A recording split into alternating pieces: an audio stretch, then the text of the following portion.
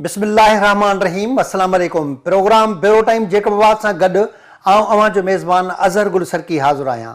नाज़रीन, जेकबाबाद ज़िले अंदर कोरोना मुतासिर माण्हुनि जी सूरत हाल ॾींहों ॾींहुं वधंदी थी रहे ऐं जेकबाबाद शहर अंदर जेके लॉकडाउन जा फ़ाइदा मिलणु घुरिजनि उहे फ़ाइदा हासिल थींदे नज़र कोन था अचनि, छो जो अवामी सतह ते लापरवाही ऐं अञा ताईं हिकिड़ी अफ़सोस जहिड़ी ॻाल्हि आहे त इहो वेसाउ कंप्लीटली माण्हुनि ताईं न पहुची सघियो आहे, न थी सघियो आहे, न करे सघिया आहिनि माण्हू इन ॻाल्हि ते वेसा त को कोरोना मर्ज़ बि आहे ऐं केतिरा ई माण्हू जेके ख़ासि तौर ते ॻोठाणनि लाइक़ु आहिनि उहे त ॼणो इन मर्ज़ खे मर्ज़ ई कोन था सम्झनि, इन खे वबा ई कोन था सम्झनि।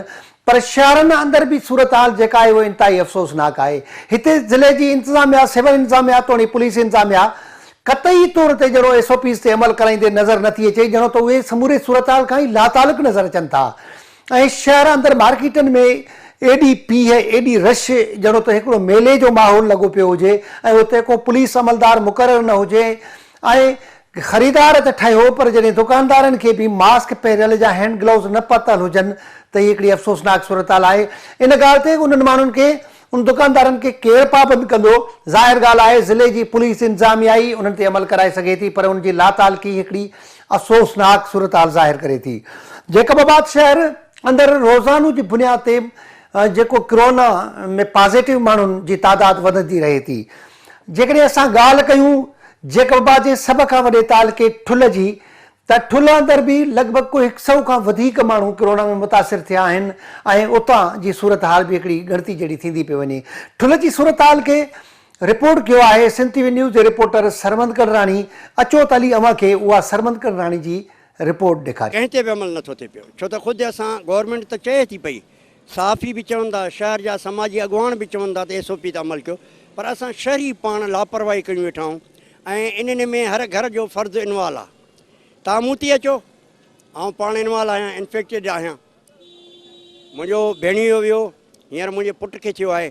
मां हथ ॿधी शहरवासियुनि खे, गवर्नमेंट खे अपील कंदुसि त महिरबानी करे SOP ते अमल करायो। ईअं न त कंहिंजा बचड़ा हिन जान मां हलिया वञनि ऐं पोइ असां हथ मलींदा रहूं। वंस अगेन मां साफ़ियुनि खे बि गुज़ारिश कंदुमि त महिरबानी करे तव्हां पंहिंजो सोर्सिस हलाए करे SOP ते अमल करायो, गवर्नमेंट ते फोर्स ॾियो। सर, मास्क पाइण जो रुझान न आहे, पर मां तव्हांखे हिकिड़ो अर्ज़ु कयां त सिंध गवर्नमेंट वटि वसाइल वधीक नी, छो न थी उहा चाहे त असां कंहिं ग़रीबनि खे वसाए यानी मास्क ॾियूं, बजाए इन जे जो हिकिड़ो डंडो खणी बीठा आहिनि त वारो कोई जेको न पाईंदो उनखे 500 दंड। सुभाणे जेको हिकिड़ो बुख मरे थो अॻे ई, जंहिंजा बचड़ा रोटी जे लाइ, टुकुर जे लाइ तड़पिन था पिया, उनखे तव्हां 500 रुपयो दंड विझो, जेकॾहिं दंड न ॾिए त तव्हां जेल में विझो। इहो किथां जो इंसाफ़ु आहे? ॾियणो आहे त तव्हां मास्क ॾियो न उन्हनि खे, तव्हां जेलनि में छो था विझो, दंड छो था विझो पिया? केरु ॾींदो? कंहिं वटि आहे वसियत? रोज़गार बंदि आहे, मज़दूर तबिको रोटी गभे जे लाइ परेशान आहे, गवर्नमेंट डंडो खणी वेठी आहे त असां तव्हांखे जेल में विझंदासीं ऐं जेको आहे त तव्हांखे यानी दंड विझंदासीं। जेतोणीकि तव्हां SOPs जी ॻाल्हि कई, मुंहिंजे ख़्याल में त कराची सां गॾोगॾु ज़िले जेकबाबाद जी बेड़ी कंडीशन ख़राबु आहे ऐं हिन महिल ते अनेक अमवात थी चुका आहिनि तालुके ठुल जे अंदरि ऐं उहा बि हिकु अहसास कमतरी जे लाइ शहर जे अंदरि आहे। मुंहिंजे ख़्याल में त डिस्ट्रिक्ट डिप्टी कमिश्नर ऑफिस साहिब खे घुरिजे आहे या डिस्ट्रिक्ट गवर्नमेंट खे या जेका लोकल सतह ते लोकल बॉडीज़ आहिनि उन्हनि जो कमु आहे त पंहिंजे तालुके जे अंदरि, पंहिंजे ज़िले जे अंदरि SOPs ते अमल कराइनि ऐं जेके शयूं SOPs जे ज़ाविये में अचनि थियूं उनखे मुकमिल तौर जी मालपुड़ी आहिनि। अदरवाइज़ ॿियूं शयूं जीअं होटल खुलियल आहिनि या अहिड़ा जेके जायूं जिते इज्तमाही तौर ते माण्हू गॾु थियनि था, जितां बीमारी जे वधण जो ज़्यादा इम्कान रहे थो पियो, उन्हनि शयुनि ते हुकूमत सां गॾोगॾु आवाम जो बि फ़र्ज़ु बीहे थो पियो त उहे इन्हनि शयुनि ते अमल कनि, छो जे ज़िंदगी सभिनी खे अज़ीज़ आहे।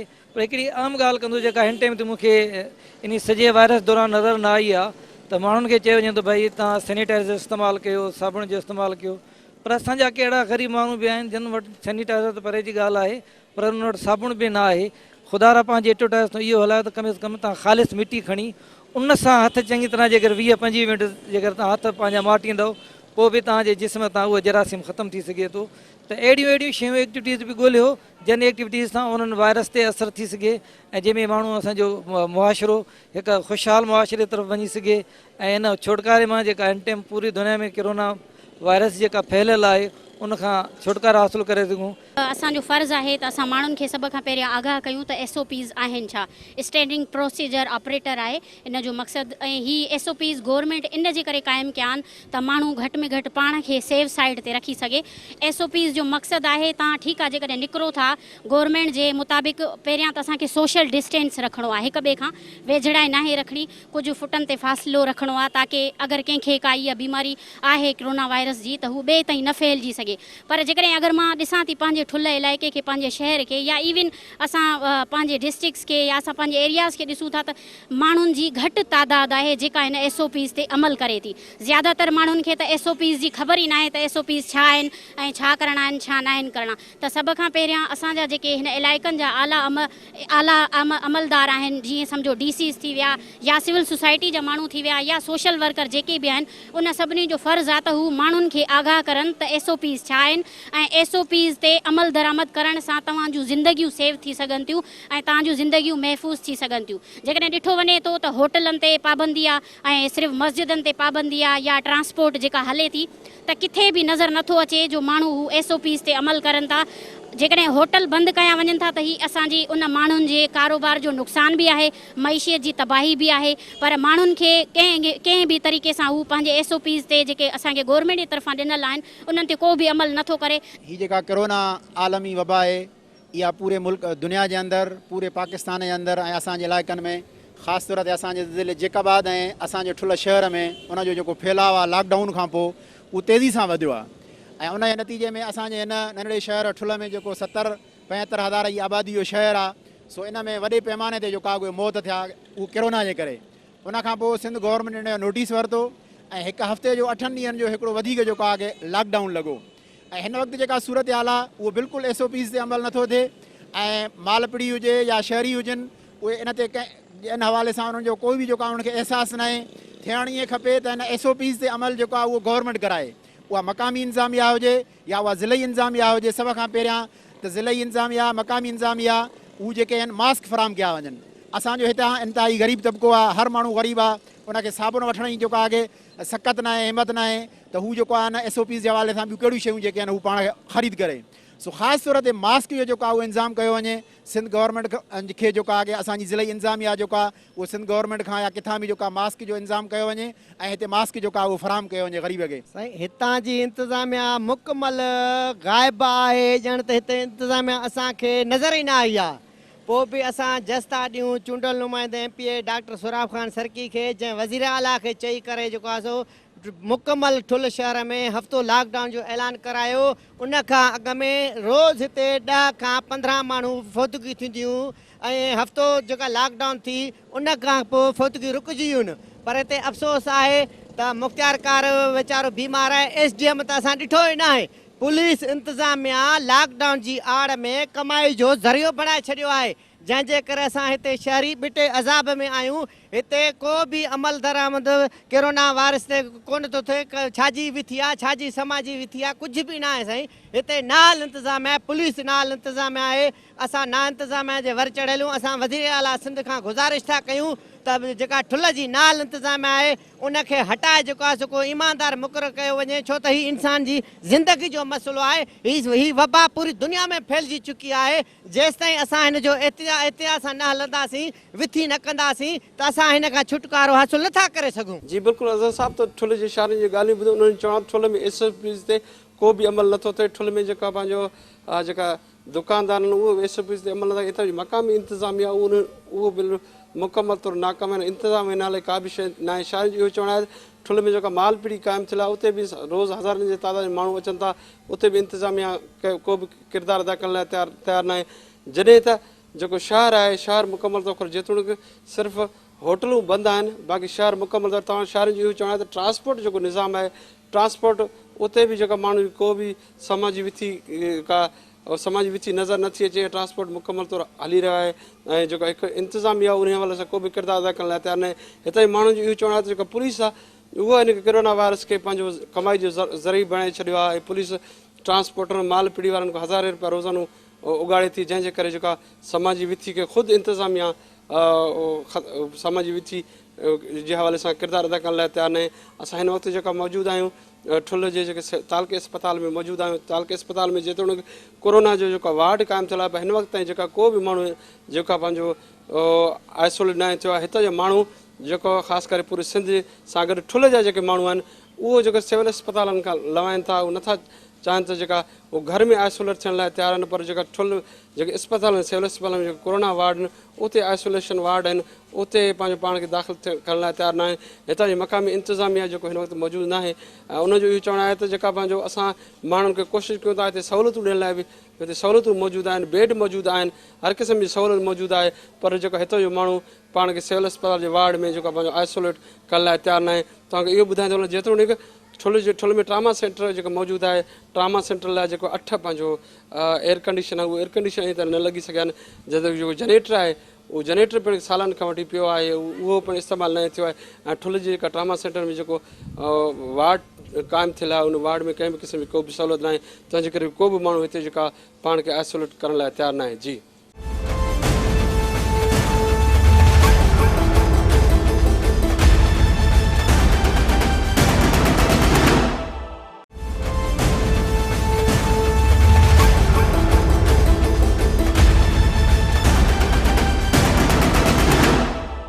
नाज़रीन, तव्हां ठुल जी सूरत हाल खां आगाह थिया ऐं उतां जी समूरी सूरत हाल अव्हांजी अखियुनि जे अॻियां गुज़री।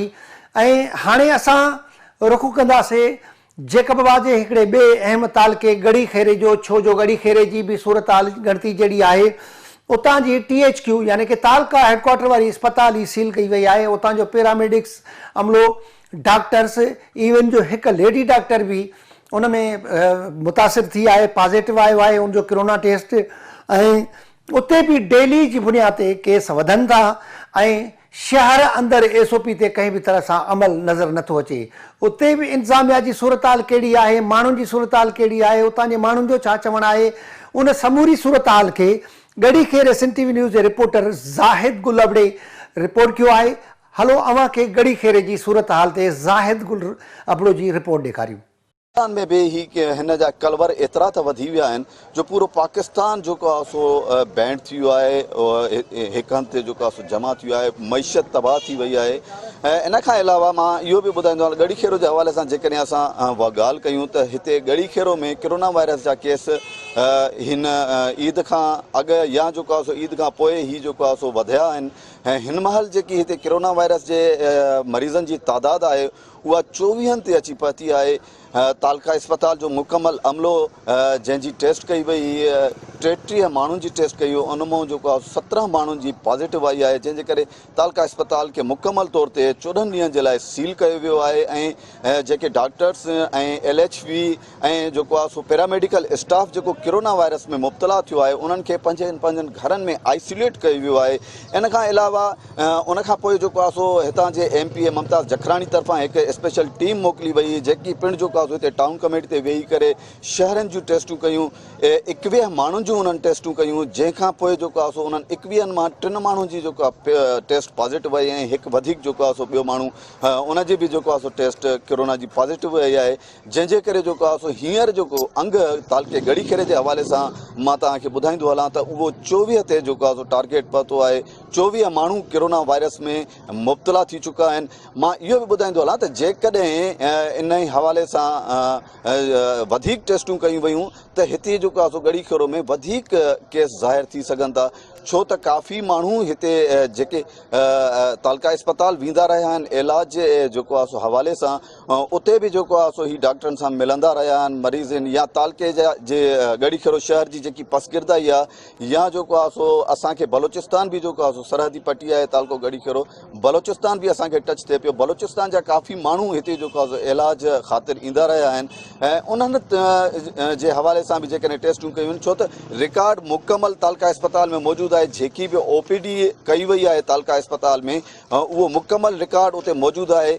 जेकॾहिं स्पेशल टीम जेको आहे सो पहुची करे उन रिकॉर्ड जे हवाले सां उन्हनि माण्हुनि ताईं रसाई हासिल करे ऐं उन्हनि जूं टेस्टूं करे त मुमकिन आहे त जेको आहे सो उन्हनि जूं टेस्टूं बि पॉज़िटिव अचनि, छो त कोरोना जे हवाले सां इहो ई जेको आहे सो आलमी मीडिया हुजे या पाकिस्तानी मीडिया हुजे, इहो ई ॿुधायो पियो वञे त ही कोरोना वायरस इंतिहाई ख़तरनाक वायरस आहे जेको इंतिहा दर्जे सां जेको आहे सो फैलिजी रहियो आहे। इन करे उन्हनि माण्हुनि जूं टेस्टूं करण करण बि लाज़मी आहिनि। जेकॾहिं टेस्टूं नथियूं थियनि त केस वधण जा इम्कानात वधी रहिया आहिनि।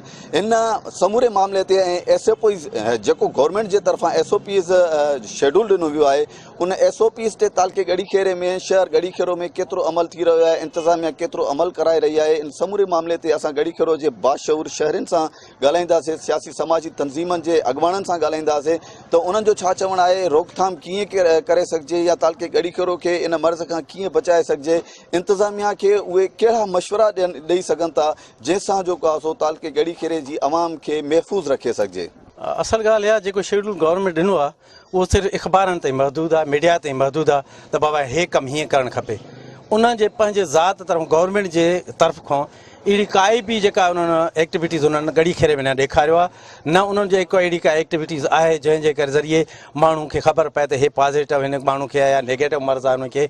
मां तव्हांखे ॿुधाईंदो हलां त ॻड़ीखेरो सिविल हॉस्पिटल मुकमिल लॉकडाउन में अची वियो आहे। उतो कोई बि अमलो, कोई बि MBBS डॉक्टर न आहे।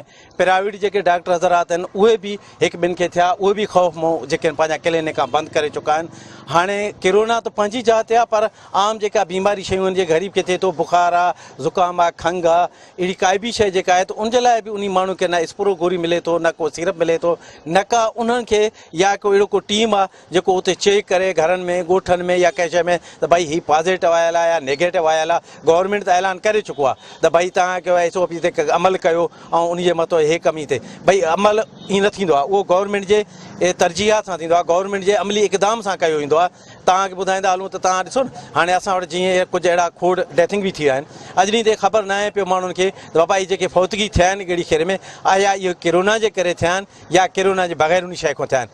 असां हैरत ज़ादा आहियूं, हैरत में आहियूं त DHO साहब बि निंड पियल आहे, DC साहब बि निंड पियल आहे, सिंध हुकूमत खे बि ख़बर न आहे, उहो सिर्फ़ु और सिर्फ़ु मीडिया ताईं महदूदु आहे, आम शहर ते। हाणे ॻड़ीखेरे में त हालत इहा आहे जो जंहिं माण्हू खे खंघि आहे, ज़ुकाम थिए थो बि माण्हू भॼनि था पिया त भई मता हिनखे। हाणे घर में जॾहिं हिकिड़े माण्हू खे ज़ुकाम थो थिए त ॿिया घर जा फ़र्द काॾे वञी सघनि। ख़ासि करे शहरी बि जेको आहे बेध्यानी करनि था पिया ऐं शहरी पाण बि जेको आहे कुझु SOPs ते अमल न पिया करनि। उनजे लाइ इंतिज़ामिया ऐं शहरी गॾियल तौर ते जॾहिं ॿई हिकिड़ो कोरोना जो मुक़ाबिलो कंदा तॾहिं ई असां कोरोना जो मुक़ाबले करे सघूं था। सिर्फ़ु इंतिज़ामिया या सिर्फ़ु आवाम कुझु नथी करे सघे। जी बिल्कुलु, इहा ॻाल्हि तव्हां दुरुस्त आहे। बिल्कुलु मेडिकल ऑफिसर जॾहिं गैर ज़िम्मेवारी जो मुज़ाहिरो कंदो त आम माण्हू खे त इहा भोग ई लॻंदी न। आम माण्हू तॾहिं ई त भोग सम्झे थो जॾहिं जिन्हनि जी दोस्तनि जी कोरोना पॉज़िटिव आई आहे उहे बि शहर में खुलेआम घुमनि था पिया, त आम माण्हू जेको आहे उहो सम्झे पियो त हीउ कोरोना जेको आहे जेका कुझु आहे इहो सिर्फ़ु ऐं सिर्फ़ु मज़ाक़ आहे, ॿियो कुझु बि न आहे। ऐं हीउ जेको आहे सिर्फ़ु पैसा उगाड़ण जो हिकिड़ो तरीक़ो गवर्नमेंट पैदा कयो। हालांकि ईअं न आहे, कोरोना आहे, कोरोना मौजूदु आहे। ऐं हिन महिल बि जेकॾहिं टेस्टूं कयूं वञनि त असांजे शहर में अञा बि तमामु घणा जेको आहे कोरोना केसिस ज़ाहिर थी सघनि था। जेके हिन महिल 24 केस ज़ाहिर थिया आहिनि उहे तमामु घटि आहिनि। असां सम्झूं था इन खां अञा बि वधीक आहिनि। हे रोज़ु रोज़ु जेको आहे माण्हुनि जो मरण, ॾींहं में 2-3 जनाज़ा खणजणु, असां सम्झूं था त इहे कोरोना सबबु ई काफ़ी जेको आहे माण्हू फौत थियनि था पिया, जंहिंखे असां जेको आहे नज़रअंदाज़ कयूं था। भई हालांकि असांखे इहे नज़रअंदाज़ न करणु खपे। SOP जे हवाले सां के बि अमल कोन थिया आहिनि त तव्हां पाण ई ॾिसी सघो था त हिते SOP ते असां अमल कोन पिया कयूं। त असां गुज़ारिश कयूं था तमामु आवाम खे त SOP ते अमल कयो, इहो असांजे लाइ बहितरीनु आहे। मास्क घर खां पायूं, घर खां जीअं निकिरो मास्क पायूं ऐं बहितर इंतिज़ाम ऐं रश जे साइड खां असां न वञूं। त जीअं असां गवर्नमेंट सां बि तावन कयूं ऐं असां उन SOP ते अमल कयूं। ऐं इहो थिए थो त SOP ते अमल कराइणु गवर्नमेंट जो हूंदो आहे। सो उहा शायदि हाणे उहो लॉकडाउन जी तंज़ीमनि, मज़हबी अॻुवाणनि जा कमेंट्स ॿुधाओ। उन्हनि जो इहो ई चवणु आहे त हिते जेके कोरोना वायरस जो फैलाव ऐं इन खां अलावा जेके SOPs ते अमल थिए पियो न पियो थिए, उहे बि जेको आहे सो सभु मुकमल ॻाल्हियूं अव्हां जे साम्हूं आयूं आहिनि। नाज़रीन जे बिल्कुलु उहे बि जेको आहे सो गोशगुज़ार थियूं आहिनि। नाज़रीन जे साम्हूं इहे सभु शयूं आयूं आहिनि। त मां इहा बि जेको आहे सो ॿुधाईंदो हलां त तालके ॻड़ीखेरे जे हवाले सां तालका अस्पताल में करंतीना सेंटर पिणु जेको आहे सो उहो क़ाइमु कयो वियो। हितां जा शहरी उन बाबति जेको आहे सो तव्हांखे ॿुधायो त हिते करंतीना सेंटर त क़ाइमु कयो वियो, पर उन में के बि पेशेंट को बि जेको आहे सो पॉज़िटिव मरीज़ जेको आहे सो उन में कोन रखियो वियो, उनखे एडमिट कोन कयो वियो। बजट जे मथां बजट ठहनि पिया, कागज़ी पना ठहनि पिया, उन्हनि पननि ते जेको आहे सो जेको आहे पैसा कढाया पिया वञनि। तालका इंतिज़ामिया हुजे, ज़िले इंतिज़ामिया हुजे, DHO हुजे या डिप्टी कमिश्नर जकोबाद हुजे, ही समूरो जेको आहे सो हिन कोरोना वायरस वारे हिन जेको आहे सो मरहले में बि आवाम खे रिलीफ ॾियण जे बजाए उन्हनि खे जेको अञा पीसियो पियो वञे, उन्हनि खे अञा जेको आहे सो खूह में उछलायो पियो वञे। के बि सहूलियतूं कोन्हनि, के बि जेको आहे सो उपाउ कोन वरिता विया आहिनि। ऐं इहो बि जेको आहे सो तव्हांखे ॿुधण में आयो त हीअ जेको आहे सो माण्हुनि हितां जे उहो बि ॿुधायो त हितां जो जेको आहे so medical officer corona positive अचण जे बावजूद बि शहर में जेको आहे सो घुमंदो वरितो। एॾी लापरवाही जे बावजूदि ऐं इन लापरवाहीअ खां पोइ बि जेको आहे सो अवाम मां ऐं शहरनि मां इहा उमेदु रखी वञे त हीअ जेको आहे सो SOP ते अमल कंदा। छो त SOP ते अमल कराइण मेडिकल ऑफिसर हुजे, रेवेन्यू डिपार्टमेंट हुजे, तालुका इंतिज़ामिया ऐं ज़िले इंतिज़ामिया जे हवाले सां उन्हनि जे मथां इहो फ़र्ज़ु लाज़िम थिए पियो त उहे जेको आहे सो SOPs ते अमल कराइनि ऐं कोरोना पॉज़िटिव ईंदड़ जेके बि माण्हू आहिनि उन्हनि खे जेको आहे सो करंटीना सेंटर में एडमिट कयो वञे या वरी उन्हनि खे घरनि ताईं जेको आहे सो महदूद कयो वञे, आइसोलेट कयो वञे। हिते जेको आहे सो ॻाल्हि मुकमल तौर ते उबतड़ आहे। हिते जेके बि जेको आहे सो पेशेंट आहिनि उहे घरनि ताईं जेको आहे सो महदूद त आहिनि ऐं कुझु माण्हू जेको आहे सो शहर में घुमंदा बि वतन था, पर मुख़्तलिफ़ जेको आहे सो शहरनि में इहा शइ ॾिठी वई आहे, मीडिया ते बि जेको आहे सो इहा शइ नशर थी चुकी आहे त जेके बि माण्हू जेको आहे सो इन मर्ज़ में मुब्तला थियनि था त उन्हनि जूं घिटियूं, उन्हनि जा पाड़ा, उन्हनि जा घर जेको आहे सो शामियाना ऐं कनातूं लॻाए करे उन्हनि खे सील कयो वियो आहे। हिते अहिड़ी का बि सूरत हाल न आहे। हिते जेको आहे सो उन्हनि मरीज़नि जे घरनि ते को बि जेको आहे सो पुलिस प्रोटोकॉल कोन ॾिनो वियो आहे। हू जेको आहे सो मुख़्तलिफ़ जेको वक़्तनि ते शहर निकिरी अचनि था, शहर में घुमनि पिया। इन ई जेको आहे सो हवाले सां ही वबा अञा पकड़जण जो ख़तरो।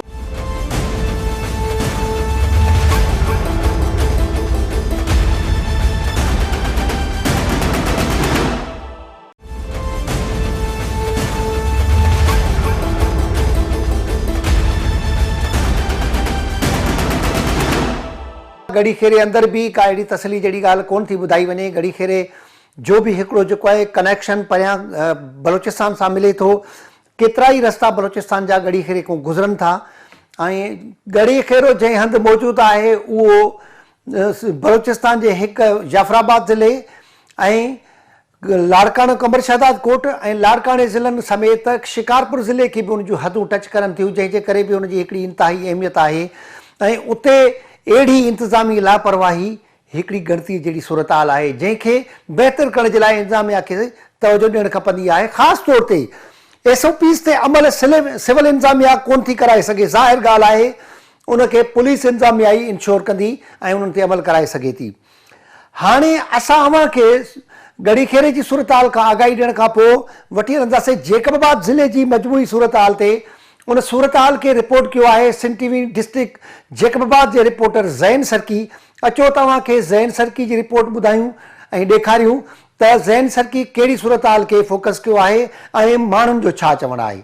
जी अज़र साहब, जेकबाबाद जी ॻाल्हि कंदासीं। जेकबाबाद जे अंदरि हीअ जेको कोरोना वबा आहे इंतिहाई ख़तरनाक हद ताईं फैलजण वारो सिलसिलो जारी आहे, जिते रोज़मर्रा ते हिते जेको आहे केस ज़ाहिर थियनि पिया। जेकबाबाद ज़िले जे अंदरि जॾहिं त जेकबाबाद जेको तालुको ठुल आहे उनजी बि हालत इंतिहाई ख़राबु आहे। जॾहिं त गड़ी खेरे जी ॻाल्हि कजे उते बि इंतिहाई हालत ख़राबु आहे। गड़ी खेरे जे अंदरि जेके 8 पंहिंजो मेडिकल जा माण्हू ज़ाहिर थिया आहिनि, जंहिंमें 8 पैरामेडिक्स आहिनि, 8 डॉक्टर्स आहिनि। उनमें हीअ हिन वायरस जी तस्दीक कई वई आहे। जॾहिं त उन खां पोइ हुते जेकी पंहिंजो तालुके जी हेडक्वाटर इस्पताल आहे सिविल इस्पताल उनखे हुते सील कयो आहे, इस्पताल बंदि कई वई आहे। जॾहिं त ठुल जी ॻाल्हि कंदा ठुल जे अंदरि बि हीअ इंतिहाई तेज़ी सां वधे पियो, केस ज़ाहिर थींदा वञनि पिया। उनजे करे उते बि सूरत हाल ख़राबु आहे। जॾहिं ज़िले जेकबाबाद जी ॻाल्हि कंदासीं शहर जी या ज़िले जी, त शहर जे अंदरि बि हीअ केस रोज़मर्रा ते निकिरनि था। रोज़मर्रा ते केसनि जी तस्दीक थिए थी। सूरत हाल इंतिहाई ख़राबु आहे। 300 साढे 300 खां मथे जी जेका माण्हू हिते हिन वबा में जगड़िजी चुका आहिनि। जॾहिं त जेको हिते टेस्टिंग वारो अमल आहे सिहत खाते पारां उहो बि इंतिहाई सुस्त रफ़्तारी आहे। उनजे करे बि हिते चयो वञे थो केस वधीक आहिनि पर टेस्ट घटि थियनि थियूं। उनजे करे हिते जेको सुस्त रफ़्तारी सां केस ज़ाहिर थींदा, पर उन हिसाब सां ॾिसिजो बि त हीअ तमामु तेज़ी सां निकिरनि था। जॾहिं त SOPs जी ॻाल्हि कंदासीं, जॾहिं सिंध सरकार पारां जेको आहे दुकान खोलण अॻु में जेके ताजिर हज़रात हुआ उन्हनि सां हिकु गॾिजाणियूं कयूं हुयूं, उन सां इहो उनखां वाइदो वरितो वियो हुयो त जिते जिते हीउ कारोबार खुलंदो जेको उते जेको SOPs ते अमल कयो वेंदो, समाज जी विथी रखी वेंदी ऐं उते जेको सैनिटाइज़र ऐं दुकानदार मास्क पहिरींदा, जेके ग्राहक ईंदा उनखे पंहिंजो मास्क प्रोवाइड कंदा ऐं उनखे सैनिटाइज़र ॾींदा ऐं समाज जी विथी जो ख़्यालु रखंदा। पर अफ़सोस सां चवणो पए त जेकाबाद जे अंदरि अहिड़ी का बि सूरत हाल न आहे। जेकाबाद जेको बि कारोबार आहे, कहिड़ो बि कारोबार हुजे, उते रश आहे, उते माण्हू जी पीउ आहे, पर SOPs कोन्हे। नाहे त सिर्फ़ु SOPs न आहे, दुकानदार उनजो पंहिंजो ख़्यालु नथो करे, आम माण्हू ख़्यालु नथो करे। वरी ॾुख सां चवणो पए थो त हितां जो जेको जेकाबाद ज़िले जो जेको रवासी आहे उहो अञा ताईं हिन वबा खे हिकिड़ी मज़ाक़ ऐं मश्करी सम्झे पियो, उनखे अञा ताईं सीरियस न वरितो आहे। इहा बि हिकु ॾुख ईंदड़ ॻाल्हि आहे, दिलि खे ॾाढो रंज ॾींदड़ ॻाल्हि आहे त हितां जो माण्हू जेकॾहिं सीरियस न थींदो त हिन वबा ते जेको कंट्रोल न अची सघंदो। शहर जे अंदरि दुकानदार इन शयुनि खां जेको आहिनि बेध्यान बणियल आहिनि। हितां जी जेकी ज़िले इंतिज़ामिया चइजे या हितां जी पुलिस इंतिज़ामिया चइजे, उते त लातालुक बणियल आहिनि। उन्हनि जो हिन तरफ़ को बि ख़्यालु न आहे। पुलिस इंतिज़ामिया त ॼणो आहे ई कोन्हे शहर जे अंदरि। शहर जे अंदरि दुकानदार पंहिंजी मनमानियूं मस्तियूं करनि था। शहर जे अंदरि SOPs ते को बि अमल न आहे, न को समाजी विथी कई थी वञे। पर पुलिस इंतिज़ामिया तोड़े ज़िले इंतिज़ामिया उन तरफ़ कंहिं क़िस्म ध्यानु नथी ॾिए। कंहिं जेको आहे पुलिस चकर न लॻायो आहे, विज़िट न कयो आहे। ज़िले जा जेके रेवेन्यू खाते जा पंहिंजा अफ़सर आहिनि उन्हनि कॾहिं चकर न लॻायो आहे, DC साहिब कॾहिं चकर न लॻायो आहे त शहर जे अंदरि जेकी SOPs लाइ चयो वियो उन ते अमल थिए थो नथो थिए। ॾाढो इंतिहाई ॾुखींदड़ ॻाल्हि आहे, ॾाढो ख़राबु सूरत हाल आहे। हिन SOPs ते अमल थियण जे करे हीउ मर्ज़ इंतिहाई तेज़ी सां पखिड़िजे पियो। जॾहिं त चयो पियो वञे त अगस्त ऐं जुलाई जेको महीनो हूंदो उहो हिन मर्ज़ जी इंतिहाई तेज़ी ईंदी। पर जेकॾहिं हीअ सूरत हाल ॾिसूं था त शहर जे अंदरि SOPs ते अमल न आहे, उनजे करे थी सघे थो त हीउ मर्ज़ काफ़ी हद ताईं ख़तरनाक थी वञे। जेकॾहिं इहा सूरत हाल थींदी त ॾाढो ख़तरनाक थींदो। छो जेकॾहिं शहर जे अंदरि सिहत खाते जी ॻाल्हि कयूं, ज़िले जे अंदरि सिहत खाते जा हाल ई पूरा आहिनि। सिहत खाते जेके सिविल अस्पताल आहे, DHQ सिविल अस्पताल, उनजे अंदरि त कुझु बि कोन्हे। आइसोलेशन वार्ड क़ाइमु कयो आहे, पर सवाइ ॿिनि बेडनि जे अंदरि उते कुझु बि न आहे। जेके आइसोलेशन वार्ड ॿिया क़ाइमु कया विया आहिनि ज़िले जे अंदरि, पंहिंजो गज़ कॉलेज जे अंदरि वार्ड क़ाइमु कयो आहे, सबका पंहिंजे इंस्टीट्यूट जे अंदरि वार्ड क़ाइमु कयो, पर उते बि का अहिड़ा ख़ासि उपाउ न वरिता आहिनि। सिहत खातो मुकमल जहिड़ो नाकाम थी चुको आहे। सिंध सरकार हिन तरफ़ ध्यानु ॾिए। इन सिलसिले में असीं हिते जेकाबाद जेके दुकानदार आहिनि उनको वञी पुछा कंदासीं त हू SOPs ते अमल छो नथा करनि, उनजे अमल न करण सां हू केतिरो नुक़सानु थी सघे थो। उन सिलसिले में शहर जे कारोबारी माण्हुनि सां ॻाल्हाइनि त मुंहिंजो छा चवणु आहे।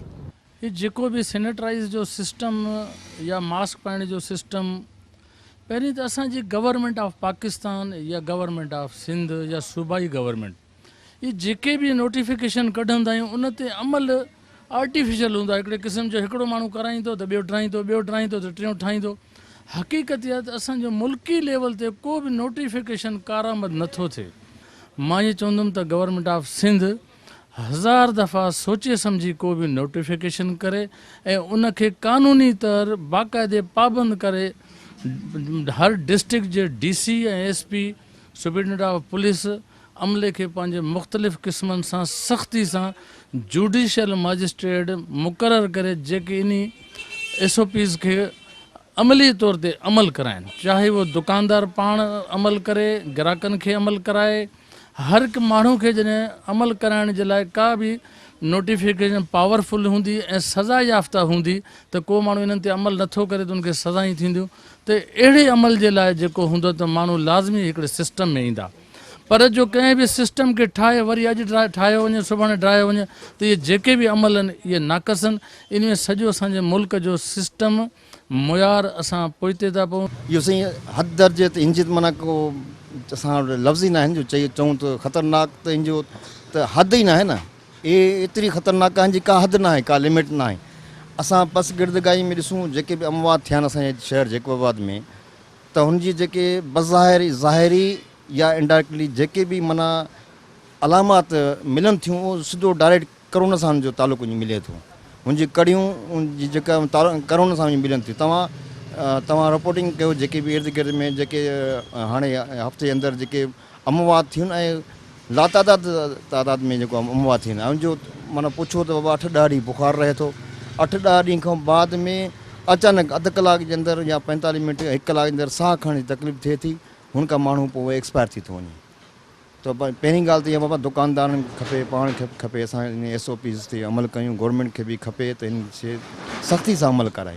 जेसिताईं सख़्ती सां ऐं ॿियो वरी हर शहरी जेसि ताईं पाण इन ते ज़िमेदाराना तरीक़े सां अमल न कंदो तेसि ताईं कोई बि इन ते अमल न कंदो।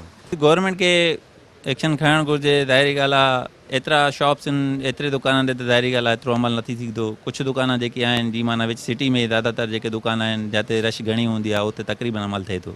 वायरस त आहे ख़तरनाक, पर इहो आहे दुकानदार पंहिंजे हिसाब सां घणे एहतियात करे थो पियो। डिटोल सां हैंड वॉश वग़ैरह करे थो पियो। सैनिटाइज़र उन दुकान ते रखियल आहे। मास्क तक़रीबन यूज़ करनि था। जेतिरो उन्हनि को थी सघे थो पंहिंजो माना केयर करनि था। माहौल न आहे ओड़ी टाइप जो। जीअं हाणे हिकिड़ा वॾा शहर आहिनि उन में माण्हू पहिरियों बि केयरफुली आईंदा हुआ मास्क, कंहिंखे थोरो सेके जो इशू हूंदो हुयो या डस्ट खां बचण जे लाइ। असां वटि उहो माहौल न अॻे हुयो न माण्हू हाणे इन खे सीरियस वठनि था, लेकिन वठणु खपे ऐं इन शइ ते अमल करणु खपे त सभ जे लाइ बहितरु आहे। बसि उहो असल में कोई माण्हू इहो थो चए त हे का शइ आहे ई न, कोई माण्हू इन शइ खे तमामु सीरियस वठे थो। पोइ इन हिसाबनि जे करे सॼो किसो डावाडोल थो थी वञे। लेकिन इन शइ जी केयर करणु खपिजे, छो जो सिहत हिकु वॾो अनमोल तोहफ़ो आहे कुदरत जी तरफ़ खां। इंसान खे अगरि हिकिड़ो ज़ुकाम ऐं बुख़ार थिए थो उन में बि इंसानु लोड़े थो। हे त हिकिड़ी गंदी ऐं बुरी तमामु वबा आहे जंहिंखां बचणु खपे ऐं केयर करणु खपे। जी अज़हर साहब, तव्हां कारोबारी माण्हुनि जूं ॻाल्हियूं ॿुधियूं। चवणु आहे त हू SOPs ते अमल करनि था, पर हुन जी जेकी ॻाल्हियूं हुयूं ॻाल्हियुनि जे चवण ते हुन अमल नज़र अचे थो, पर अमली तौर ते उहो अमल थींदे नज़र कोन थो अचे। छो त असीं शहर जा काफ़ी इलाइक़ा घुमियासीं, काफ़ी कारोबारी इलाइक़ा घुमियासीं, उते असांखे किथे बि इन शइ ते अमल थींदे नज़र न आयो त माण्हुनि खे SOPs ते अमल करायो वञे, सैनिटाइज़र दुकान ते रखिया वञनि, मास्क पहिरियो वञे दुकानदार या ग्राहक, या जेकी समाजी विती रखी वञे उहा असांखे किथे बि नज़र न आई। दुकानदार इन ॻाल्हियुनि खे सम्झनि था त जेको आहे समाजी विती या SOPs ते अमल कयो वञे, पर उन ते अमली तौरु अमल नथो कयो वञे, जेको हिकु इंतिहाई ख़तरनाक आहे। हू ॻाल्हियूं करनि था, पर ॻाल्हियुनि जी हद ताईं उहे सीरियस आहिनि, पर जेके अमली तौरु सीरियस न आहिनि। तंहिंजे करे ऐं जेको हिते जी ज़िले इंतिज़ामिया आहे या ख़ासि करे पुलिस इंतिज़ामिया आहे उनखे इन तरफ़ ध्यानु ॾियणु खपे। शहर जे अंदरि हिकिड़ियूं जेको आहे रोज़मर्रा जे हिसाब सां हिकिड़ो विज़िट कयो वञे। हिते जेको SSP साहिबु आहे या DC साहिबु आहे उहे विज़िट करे ॾिसनि था जेके दुकानदार आहिनि उहे SOPs ते अमल करनि था नथा कनि, जेके नथा कनि उन ते सख़्ती सां अमल करायो वञे त जीअं हिन वबा खे कंट्रोल करे सघिजे। जी नाज़रीन, तव्हां जेकबाबाद शहर ज़िलो गड़ी खैरो तालको ठुल तालको सॼी सूरत हाल खां अव्हां खे आगाही ॾिनीसीं ऐं इन समूरी सूरत हाल ॾिसण खां पोइ घुमी फिरी इन ॻाल्हि ते अची बीहंदासीं त जेसिताणी इंतिज़ामिया संजीदा न थींदी ऐं उहो पंहिंजो हिकिड़ो बहितरु रोल अदा न कंदी, ख़ासि तौर ते पुलिस इंतिज़ामिया, तेसिताणी उहो SOPs ते अमल न थींदो। जेकॾहिं SOPs ते अमल न थींदो त ज़ाहिर ॻाल्हि आहे उहा समाजी विथी, मास्क पाइण वारो अमल, हैंड ग्लव्स वारो अमल उहो न हूंदो त न त कोरोना खां महफ़ूज़ रही सघिबो, न ई उन जी को तादाद घटिजी सघंदी। छो इन सूरत हाल में तादाद वधी सघण जा इम्कानात रोशन आहिनि। अलाह न करे जो सूरत हाल अहिड़ी थी वञे जो सुभाणे जेकबाबाद शहर में क्वारंटाइन सेंटर्स में जॻह न हुजे। ऑलरेडी असांजे जेकबाबाद में टोटल 2 वेंटिलेटर मौजूदु आहिनि, उहे बि जिम्स हॉस्पिटल में। पोइ उहा सूरत हाल कंट्रोल करण बि ॾाढी ॾुखी हुजे। उन खां अॻु में बहितरु आहे त हितां जी पुलिस इंतिज़ामिया खे खपे त जेको ख़ासि तौर ते पुलिस ते इहो बि इल्ज़ाम लॻायो थो वञे त उहे दुकानदारनि खे रिआयत था ॾेई छॾनि त उहो वधीक टाइम भल दुकान खोलियल हुजे, उन्हनि खे मास्क पातल न हुजे, उन्हनि खे हैंड ग्लव्स पातल न हुजनि, उन्हनि जे ख़रीदारनि में सोशल जेको डिस्टेंस आहे, समाजी विथी आहे, उहा भल न हुजे, पर उन्हनि खे 5 रुपया जेकॾहिं उहो ख़र्ची पाणी जा मिली था वञनि, इहो इल्ज़ाम आहे उन्हनि ते, पुलिस वारनि ते, त उहे उन्हनि खे समूरियूं उहे सहूलियतूं ॾेई था छॾनि। इहा वेतर हिकिड़ी ॻणती जहिड़ी ॻाल्हि हूंदी। उनजे करे ज़िले जे जेको पुलिस ऑफिसर आहे उनखे इन तरफ़ तवजो ॾेई करे इन सूरत हाल खे बहितरु करिणो पवंदो ऐं सिविल इंतिज़ामिया जो ॿांह ॿेली थी बीहणो पवंदो त जीअं इन अमल खे बहितरु बणाए सघिजे, SOPs ते अमल कराए सघिजे, त जीअं जेकबाबाद ज़िलो हिन वबा जहिड़ी सूरत हाल खां कंहिं हद ताईं महफ़ूज़ रही सघे ऐं हिफ़ाज़ती इंतिज़ामनि ते अमल कराए सघिजे। प्रोग्राम में वक़्तु पंहिंजी पुॼाणी खे पहुचे थो। पंहिंजे मेज़बान अज़हर गुल सरकी खे ॾींदा इजाज़त। अल्लाह हाफ़िज़।